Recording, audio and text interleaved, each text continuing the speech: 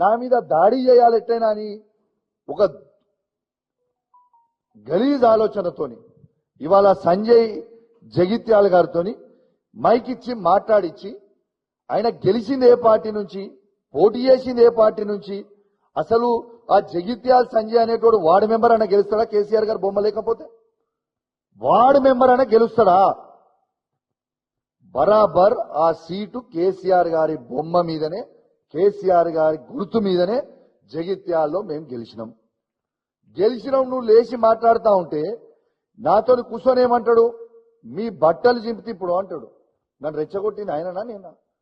నేను లేచి నువ్వు ఏ పార్టీలో గెలిచినావు అంటే నేను బాజాబ్తు కాంగ్రెస్ పార్టీ ఇప్పుడు నేను బీఆర్ఎస్ పార్టీ కాదు అని చెప్తాడు. నేను గౌరవ స్పీకర్ గారిని కోరుతా ఉన్నాను, ఇవాళ ఒకసారి వీడియో చూసిన తర్వాత కూడా మొత్తం మీడియా ద్వారా స్పీకర్ గారు కూడా వీడియో చూపిస్తా, తర్వాత స్పీకర్ గారికి పోయి కూడా రిప్రజెంటేషన్ ఇస్తా, తప్పకుండా నేను ఇస్తా. ఒక్కసారి దయచేసి ఆ రెండో వీడియో మీరు ప్లే చేయాలమ్మా. ఏదైతే ఆయన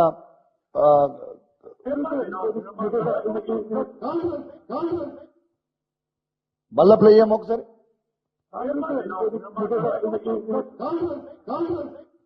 మీరు విన్నారు కదా, గెలిచింది బీఆర్ఎస్ పార్టీ బీఫామ్ మీద. ఏ పార్టీల నుంచి గెలిచినావు నువ్వు అంటే నేను ఇప్పుడు బాజాబ్తు కాంగ్రెస్ పార్టీ అంటాను. నేను స్పీకర్ గారికి కొడతా ఉన్నాను, ఇంకా సిగ్గు లేకుండా పోయి నన్ను డిస్క్వాలిఫై చేయాలని పోయి కంప్లైంట్ ఇచ్చిందంట. నన్ను డిస్క్వాలిఫై చేయడానికి ఇదేమి నామినేటెడ్ పోస్టు ఇచ్చింది కాదు. హుజురాబాద్ నియోజకవర్గ ప్రజల గుండెల నుంచి ఓట్లేస్తే వాళ్ళ మనసు గెలిస్తే నేను ఎమ్మెల్యే అయినా. నేను ఏ పార్టీ మారలేదే, బాజాబ్తు కేసీఆర్ గారి బొమ్మ మీద గెలిచిన, బాజాబ్తు కేసీఆర్ గారితో అండగా నిల్చున్నా, బాజాబ్తు ప్రజల పక్షాన నిలబడి కొట్లాడుతా ఉన్నాను. ఇలా జగిత్యాల సంజయ్ లాగా బ్రోకర్ గాన్ లాగా పైసలకి నేను అమ్ముడు పోలే.